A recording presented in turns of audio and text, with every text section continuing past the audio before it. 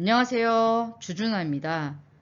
오늘 코스피 코스닥 지수는 강한 반등을 하며 마감하는 모습이었습니다. 시장이 안정화되었다고 판단하기는 어렵지만 오늘은 가뭄에 단비가 내린 것 같은 하루였는데요. 요즘은 시세를 하루 종일 보면서 일희일비하다 보면 투자자로서 참 힘든 시장입니다. 투자 석학들의 투자 서적을 보면 주식 통장에 있는 돈은 이미 네 돈이 아니다라는 말이 나옵니다. 저는 이 말을 굉장히 공감하는데요. 이미 주식 통장에 들어간 돈은 수익 실현을 해서 인출하기 전까지는 우리 돈이 아닙니다. 돈을 이미 다 잃었다고 생각하고 투자를 해야 주가의 상승 시기에도 하락 시기에도 잘 견뎌낼 수가 있습니다. 상승 시기에는 단 몇 퍼센트의 수익도 참지 못하고 빠르게 익절하고 하락 시기에는 반대로 마이너스 30% 이상 되어도 손절하지 못하면 오랜 기간 투자를 해도 절대로 성공할 수가 없습니다. 이렇게 어려운 시기에 마이너스 30%는 기본이 된 우리 계좌를 보면서 다음 상승 시기에는 버텨낸 만큼 큰 수익을 보겠다는 생각으로 없는 돈이라고 생각해야만 다음 상승 시기에 원금 회복 이상의 수익을 누릴 수가 있습니다. 주식시장에서 성공한 투자자는 소수에 불과합니다. 장기전에 지쳐 떠나는 투자자들이 많기 때문인데요. 어떤 투자자는 20년에 걸려 경제적 자유를 누렸고 또 어떤 투자자는 1년 이상 지독한 조정으로 시장을 떠나버렸습니다. 우리가 무슨 일을 하든 그 분야에서 성공을 하기 위해서는 적어도 3년 이상의 최소한의 시간과 엄청난 노력이 필요합니다. 주식시장에서도 마찬가지겠죠. 누군가 주식을 바닥에 포기하고 팔아버리기 때문에 누군가는 주식을 싸게 담아 대중의 손에 넘어갈 때까지 보유할 수 있는 것이고 누군가는 고점에서 매수를 해주기 때문에 고점에서 누군가는 또 매도를 할 수 있는 것입니다. 우리는 주가를 싸게 팔아 넘길 때와 비싸게 사줄 때는 알 수 있지만 그 중간의 움직임과 시간 그리고 언제 그 순간이 올지는 알 수가 없습니다. 그래서 주식을 인내의 싸움입니다. 모두가 포기할 때 사서 3년에서 5년을 보유해 누군가 비싸게 사줄 때까지 기다리는 것은 정말 힘든 일이지만 이렇게 한 번의 사이클을 성공시킨 돈은 우리의 재산으로 시드머니를 키워주게 됩니다. 많은 분들이 끝까지 포기하지 않고 결승점에 도달하게 되기를 진심으로 기원하겠습니다. 먼저 이 기사를 잠시 살펴보도록 하겠습니다. 완성차 생산 차질의 원가 부담, K배터리 2분기 실적 엇갈릴 듯, 원자재 값 상승, 차량용 반도체 부족, 중국 상하이 봉쇄 등의 여파로 힘겨운 시간을 보낸 국내 배터리 업체의 2분기 실적이 엇갈릴 전망입니다. 국내 최대 배터리 기업인 LG 에너지 솔루션의 매출액은 지난 2분기보다 6.15%, 영업이익은 69.4% 감소할 것이라고 합니다. 직전 분기와 비교하면 매출액은 10.9% 늘고 영업이익은 14.41% 줄어들 것으로 보인다고 하는데요. LG 에너지 솔루션의 경우 자동차 배터리 부분 출하량이 예상보다 부진했고 수익성 회복도 더뎌 기대치를 밑돌 것이라는 전망이 우세합니다. 완성차 업체의 반도체 부족 현상 등으로 인해 생산 차질이 빚어진 데다가 원자재 가격 상승에 따른 비용도 증가했기 때문입니다. 조원열 삼성증권 연구원은 소재 가격은 급등했으나 판가 인상 폭은 이미 미치지 못해 수익성이 부진할 것이라며 향후 판가 인상 영역이 확대돼 수익성이 회복될 전망이라고 말했습니다. LG 에너지 솔루션은 상장 시 엄청난 인기로 국민주로 투자자라면 거의 모든 사람들이 청약을 했을 정도로 인기가 높았습니다. 언론은 이러한 분위기를 조장했고 사람들은 열광했습니다. 상장 직후에 따상을 안착하지 못하고 떨어졌고 반등을 주는 듯 했으나 그 이후에 지속적으로 떨어졌습니다. LG 에너지 솔루션은 뻥튀기 상장으로 상장하자마자 시가총액 2위에 올랐습니다. 전기차 분야가 성장한다고 해도 그 성장성은 어느 정도 이미 주가에 반영된 상태로 상장하면서 시장의 유동성은 유동성대로 빼나가고 매수한 사람들은 매수한 대로 손실을 보고 있는 상황입니다. 사실 이렇게 큰 대형 주식이 큰 시세를 보여주기 위해서는 시장의 유동성이 풍부하게 공급돼 이 종목에 돈이 많이 들어와야 하는데 지금 현재는 그렇지 못한 상황입니다. 이미 매도를 못한 분들이라면 최저가인 35만 2천 원을 이탈해서 지속 하락 추세가 유지되는 모습으로 보인다면 손절을 하고 다 떨어지고 바닥을 형성하는 모습을 보일 때 다시 접근하는 것이 좋다는 판단입니다. 바닥을 뚫지 못하고 강한 반등이 나올 때는 45만 원을 돌파하지 못하고 흐름이 꺾인다면 매도로 수익 실현하는 것이 좋습니다. 이런 종목은 이미 현재 가치 대비해서 고평가 상태이기 때문에 기술적 분석으로 시세의 흐름을 보고 대응을 해야 합니다.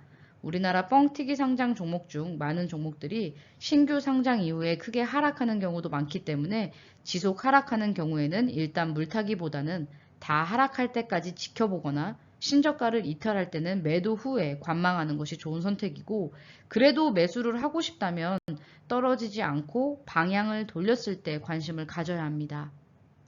오늘은 전설적인 주식 트레이더 제시 리버모어에 대해 함께 공부해 보겠습니다. 투자의 고전 제시 리버모어의 회상이라는 책을 시간 내셔서 꼭 한번 읽어보실 것을 추천드립니다.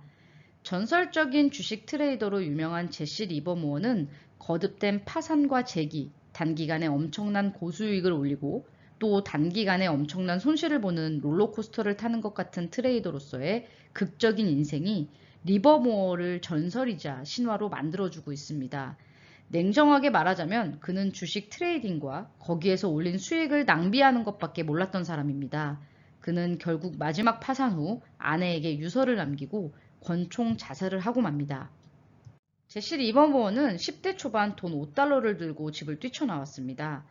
14살 때부터 주식 중개회사 페인웨이에서 주식 호가판을 관리하는 시완으로 일을 하기 시작하면서 주가의 변동과 패턴을 찾기 위해 일기를 쓰며 모의 투자도 해보았죠. 15살 첫 거래로 3.12달러의 수익을 올린 것이 그의 트레이딩 인생의 출발이었습니다. 회사를 그만두고 본격적인 전업 트레이더로 나선 그는 1897년 20살 무렵까지 1만 달러의 수익을 올렸습니다. 하지만 21살 뉴욕 증권거래소로 무대를 활동하기 시작하면서 모든 자산을 잃었죠. 그의 인생의 첫 번째 실패를 맛보고 기회가 왔을 때 빠르게 대처하지 못한 것에서 실패의 원인을 찾았습니다. 500달러를 빌려서 이틀 만에 2,500달러를 만들고 빌린 돈을 갚고 다시 주식 거래에 전념합니다. 리버모어는 오히려 대폭락장에서 백만장자가 되었는데요. 지속적인 공매도로 약세 포지션을 쌓아놓았던 그는 순식간에 100만 달러의 수익을 올리며 그 당시 내 인생의 최고의 날로 회고했습니다. 정보에 자주유지 않는 자신만의 원칙을 스스로 어긴 그는 상품 전문가 퍼시 토머스의 조언에 따르며 대규모 손실을 입었습니다. 우리는 여기서 하나 배울 수 있습니다. 그의 원칙에는 남들이 말하거나 떠도는 정보에 귀를 기울이지 않는 것도 그가 지키고자 한 원칙이었고, 기분과 감정을 철저하게 배제시키고 오로지 시세의 흐름에만 주목하는 것도 그의 원칙이었습니다. 거래 종목을 선정해서는 시장을 주도하는 업종과 그 업종 안에서 주도적인 위치를 차지하고 있는 종목을 선택했고, 비교적 한정된 소수의 우량주로 범위를 좁혀 거래했던 것, 투자 원금 대비 수익이 일정한 수준에 도달하면 일정 비율의 수익을 인출하여 완전하게 수익을 실현하는 것도 그가 지키고자 한 원칙이었습니다. 그가 실패를 경험했을 때는 자기가 정한 원칙을 스스로 어겼을 때였습니다. 투자는 투자자마다 본인만의 투자 철학과 원칙이 있습니다.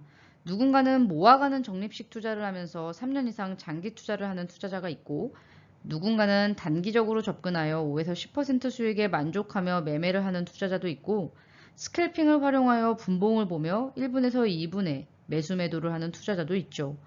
현재 시장은 비정상적인 시장으로 아무리 좋은 기업이라고 하더라도 공매도의 대상이 되면서 지속적으로 하락하는 상황입니다.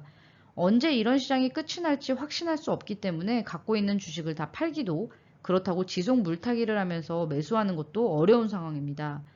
또한 흐름이 좋아 보이는 종목이라고 해서 급등에 따라갈 경우 급한 하락으로 단기적인 고점에 물려 고통을 받을 수도 있습니다.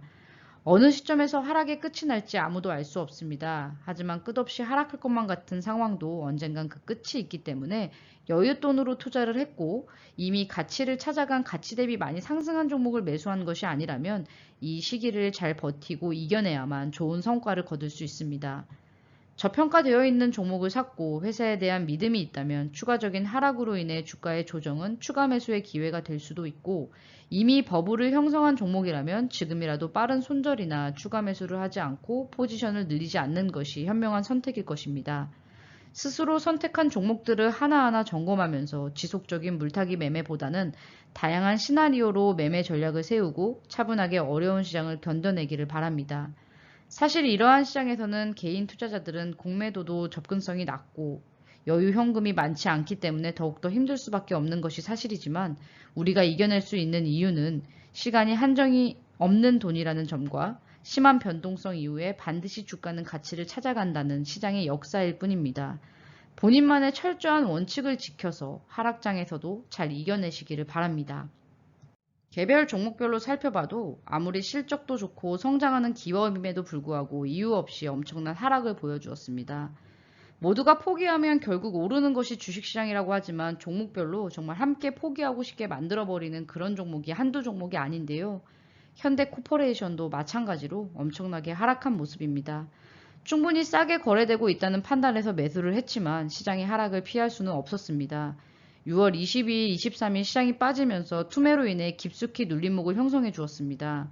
시장의 바닥과 개별 종목별로 바닥을 정확하게 맞출 수 없기 때문에 추가 매수를 하기에는 큰 용기가 필요했는데요. 투매가 형성된 자리를 1차 바닥이라고 가정하여 그 자리가 온다면 손절을 하겠다는 마음을 갖고 손절가를 설정하여 추가 매수를 했습니다. 현금이 한정적인 상황에서 지속적인 물타기를 할 경우에 추가 매수한 수량만큼은 손절을 할 생각으로 접근을 하면서 용기를 내야 합니다. 물론 잘못된 판단으로 손절가에 도달할 경우에는 철저하게 손절을 한 후에 현금을 다시 확보하고 기회를 줄 때까지 현금을 갖고 상황을 살펴봐야겠죠. 다행히도 현재까지는 1차 투매 이후 다시 한번 반등을 시도하고 있습니다. 주식을 싸게 매수한다는 것은 쉬운 일이 아닙니다. 주가가 이미 많이 빠져 있음에도 불구하고 추가적인 하락을 할 수 있다는 생각에 막상 바닥에서 매수하기가 쉽지 않습니다. 그래서 손절가를 설정하거나 종목별로 이 정도까지 떨어졌을 때는 더 이상 매수를 안 하겠다는 생각으로 하락을 기다리기도 합니다. 또한 어떤 종목은 더 떨어지더라도 더 이상 위험을 부담하지 않고 소량만 보유해서 가져갈 때도 있습니다. 개별 종목별로 전략적으로 접근하셔서 어려운 시간을 잘 견뎌내시기를 바랍니다. 현대코퍼레이션은 종합 상서기업으로 참으로 오랜 시간 동안 시장에서 소외받았던 종목이고 올해 들어 실적이 회복세에 속도가 붙고 있는 만큼 주가도 재평가되기를 바라보겠습니다. 다음 보고 계신 종목은 한국전력입니다. 새로운 정권이 들어오면서 탈원전 정책을 완전히 폐기하고 반대로 친원전 정책을 펴고 있습니다. 또한 지속 인상이 필요했던 전기세를 인상하기로 결정하였지만 그동안 손실 누적과 원자재 가격 상승으로 주가는 아직도 지지부진한 상황입니다. 앞으로 전기는 지속적으로 수요가 늘어날 수밖에 없는 상황입니다. 전기료 가격이 정상화되어 한국전력의 경영이 정상화된다면 현재 주가는 너무나도 저평가 상태에 있습니다. 우리나라에서 한국전력은 전기 공급 독점 회사지만 정부 정책에 따라 회사에 미치는 영향이 큰 상황이라 주가는 제대로 평가를 받지 못하고 있습니다. 아무리 공기업이라고 해도 주식시장에 상장된 주식회사이고 경영이 어려워져 독점 기업을 만약에 민영화라도 시킨다면 그 이후의 피해는 시민이 짊어질 수밖에 없습니다. 당장의 전기료 인상이 불편하더라도 상업용 전기도 인상해야 하고 가정용 전기도 인상해서 경영이 정상화될 수 있도록 해야 합니다. 경영 정상화가 된다면 충분히 주가도 회복할 수 있을 것입니다. 다음은 한국항공우주입니다. 완전히 시세가 끝났다고 판단하는 종목은 아니지만 주가는 좋은 뉴스와 대중의 관심이 급격해졌을 경우 단기적인 고점을 형성하고 깊은 눌림목을 형성하는 경우가 많습니다. 그렇기 때문에 아무리 좋은 종목이라고 하더라도 급등에 따라가 매수할 경우 엄청난 하락을 피할 수 없게 되는데요. 눌림목을 형성하고 다시 출발하는 듯 보였지만 단 하루 만에 10% 이상 하락하면서 깊은 눌림목을 형성해주는 종목입니다. 주가는 늘 상승을 하면 하락을 하고 하락을 하면 상승을 하면서 대중의 심리를 괴롭힙니다. 누군가는 하락을 이용해 매수를, 상승을 이용해 매도를 하지만 누군가는 반대의 선택으로 손실을 보는 것이 주식시장입니다. 아무리 좋아 보이는 종목이라고 하더라도 급한 마음을 갖기보다는 여유로운 마음으로 주식시장을 바라봐야 하고 처음 접근하면서 매수할 때는 이미 내 돈이 아니라는 마음을 갖고 접근해야만 단기 변동성을 이겨낼 수 있습니다. 한국항공우주의 경우 일부 수량은 매도로 수익 실현을 하고 일부 수량만 보유하고 있는 종목입니다. 혹여 깊숙이 눌러주면서 매수 기회를 다시 한번 준다면 추가 매수를 하고 그렇지 않고 상승해 준다면 나머지 수량으로 수익을 누릴 생각입니다. 과거 시장을 살펴보면 시장이 아주 어려운 상황에서도 늘 그 시장을 주도하면서 상승하는 종목군들이 있었습니다. 그런 종목들을 바닥에서부터 보면 길게는 5년 이상 꾸준히 상승한 종목군들이었는데요. 많은 종목이 하락할 때, 시장이 어려울 때일수록 꿋꿋이 상승하는 종목에 주목할 필요가 있습니다. 어떤 종목이 그 시장의 주도주인지를 결국 지나봐야 그 시대에 이 종목이 주도하면서 시장의 하락에도 꿋꿋이 오랜 기간 상승을 보여주었구나라는 것을 알 수 있기 때문입니다. 1998년에서 2000년에는 SK텔레콤이 당시 대장주로 엄청난 상승을 보여주었고 2002년에서 2007년 코스피 지수가 상승할 때 현대미포주소는 바닥에서 엄청난 상승을 하였습니다. 2012년에서 2015년 지수는 횡보장이었지만 SPC3님은 엄청난 상승을 했었습니다. 상승이 끝날 때쯤 버블이 형성되고 나면 아주 오랜 시간 고통을 받으면서 조정을 받기 시작합니다. 10년이 지나도 버블이 형성된 자리까지는 회복되지 않는 모습인데요. 앞으로의 미래를 정확히 예측해 맞출 수 있는 사람은 단 한 사람도 없습니다. 다만 시장에서 오랫동안 엄청나게 소외받았던 종목을 바닥에서 매수했다면 상승의 시작의 단계에서 급하게 매도하지 않고 보유해야만 큰 성과를 거둘 수가 있습니다. 버블이 형성된 종목이 아닌 이제 막 시작하는 종목을 찾아 공부하고 포트폴리오를 구축했다면 힘든 시간을 잘 이겨내시기를 바랍니다. 오늘 저녁도 남은 저녁 좋은 하루 되시고요. 주준한 여기서 이만. 안녕.